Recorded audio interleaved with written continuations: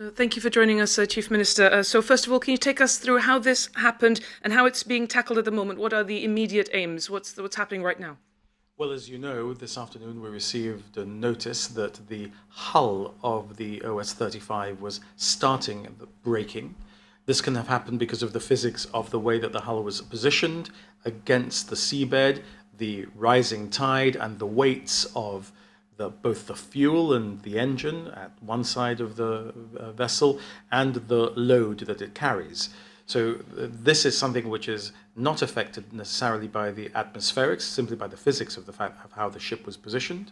Immediately we have called a GCC meeting to be able to understand the consequences of why this was happening and what it would mean.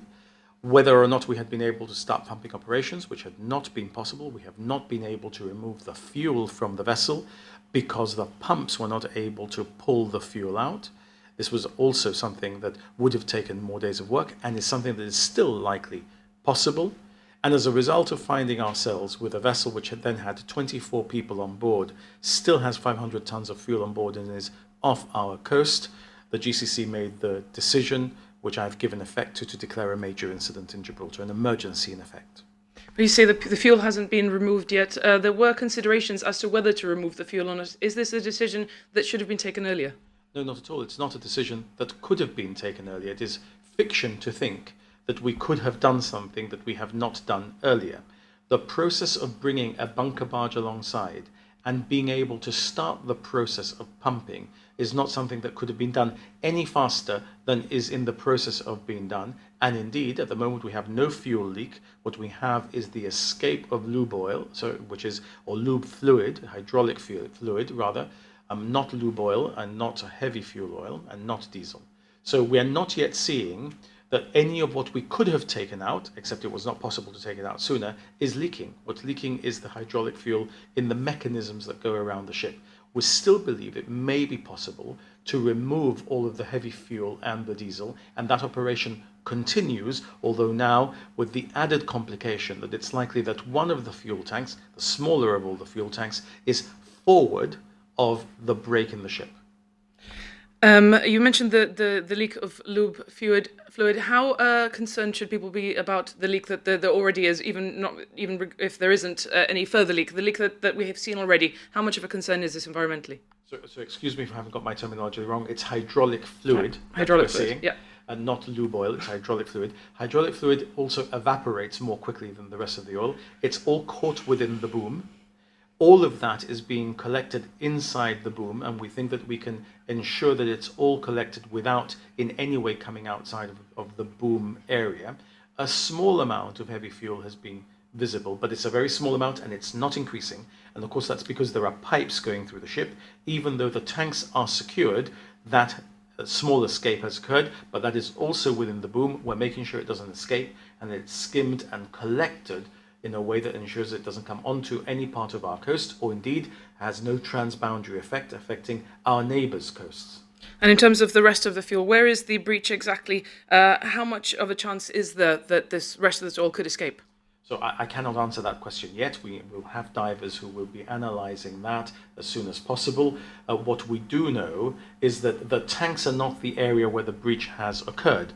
So it is still possible, we believe, to try to extract the fuel from the tanks and avoid in that way that there is any greater risk that there should be a spill. But this is all a non-exact science, and we have experts in the field, Oil Spill Resources Limited, and we have the salvers who've been appointed as well, QBE, and they are the experts in the field, and they are the technicians advising the captain of the port and the government of Gibraltar. As you mentioned, you're working with a number of different bodies on this, you're also including the Spanish authorities. So what is the scale of the operation underway, and is it envisaged that more resources might have to be brought in? Well, a lot of resources are already being brought in. We've already asked Oil Spill Resources Limited to make more resources available in Gibraltar. Remember, they are our Tier 2 and Tier 3 responders for oil spills of the sort that could occur. We are planning for there to be an oil spill, although we are hoping there will not be an oil spill. In other words, we are planning for the worst and hoping for the best, and the resources that we're bringing are being brought in parallel, both in terms of extracting the oil to ensure that there isn't an oil spill, and planning for the eventualities if there were to be an oil spill. And at the same time, another parallel track which is being developed by the salvors is to prepare an area which will go around the break that there was in the hull to see whether it's possible to bring the vessel back to a dock where it can be repaired. That may now be much more difficult after the break, and different options may have to be considered in terms of the maritime engineering aspects of how we recover this vessel from the seabed. And you mentioned they're obviously planning for the worst. What is the scale of the environmental disaster that Gibraltar could be facing? Well, in the context of Gibraltar, which is a small shoreline, this could be catastrophic, and we have to work together as a community to ensure that we avoid that environmental catastrophe. But in the context of international spills, if you think about the Prestige, which I've seen many people mention recently, the Prestige was many factors greater in terms of volume of fuel, and in particular heavy fuel, than what we're seeing here. Remember here, this vessel is not carrying fuel. This vessel has fuel on board for its engines, and what it's carrying is steel. And we're very lucky in that sense, but of course, additionally, as a result, this vessel is not double-hulled. If it had been double-hulled, because the fuel would have been contained inside the second containment chambers, we would not be seeing the sort of difficulty that we're seeing today, potentially.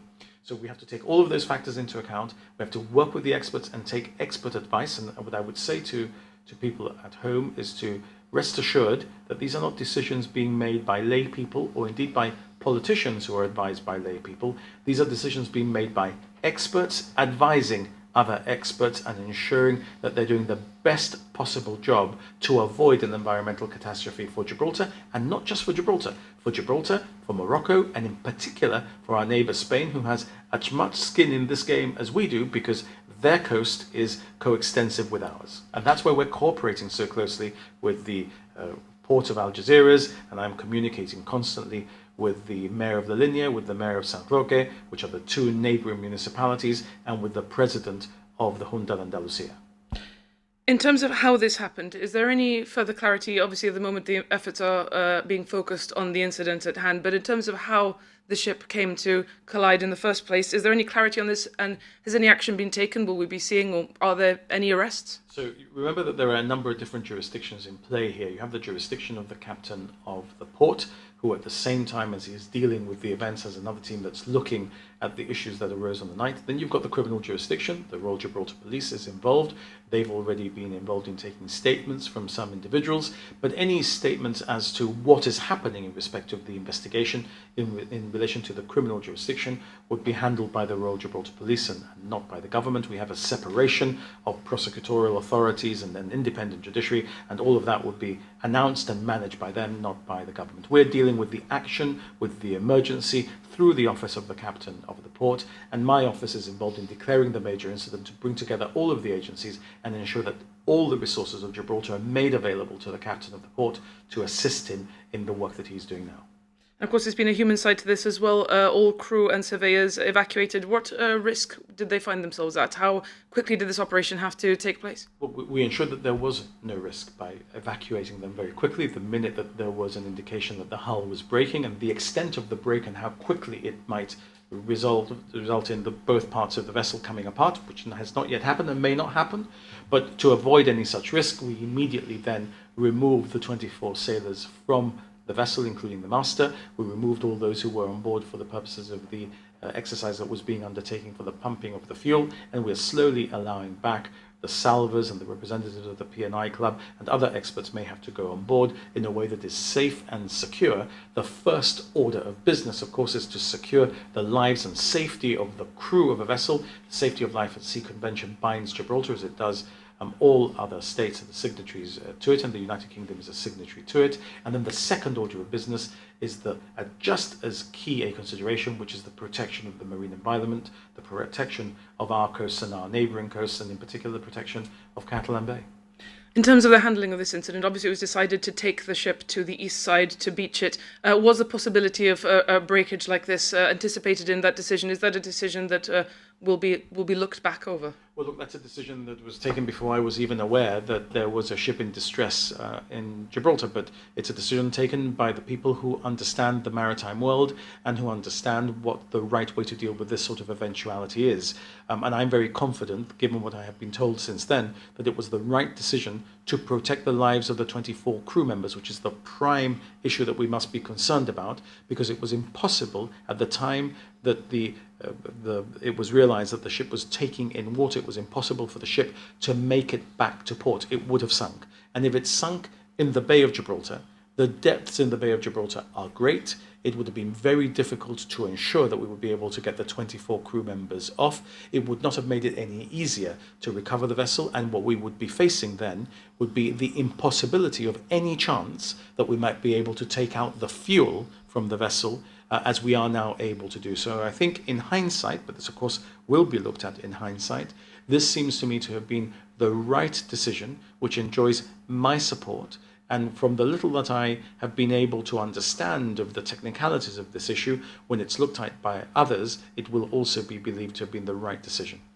And you mentioned that, of course, this breakage will impact on the initial plan, which was to patch it up and refloat the ship as soon as possible. What's the time frame, the scale of the operation that we're now looking at in terms of salvaging this ship and dealing with what's there? Well, I assure you that I have as much of an indication of what the answer to that question might be as you do, and I don't think anybody does at the moment, in the sense that we have to first assess the damage in order to be able to assess whether it can be repaired, whether there has to be a new plan now to address how the ship is removed from Catalan Bay, and what processes to be undertaken to achieve that. So what I think we have demonstrated in the past 48 hours is that we are putting out all of the information that we have. We issue press releases that give the public all of the information that we have available, so that everyone in Gibraltar knows that they're getting from their government all of the data as soon as it is available. And you don't have to rely on social media speculation. You can rely on what the government is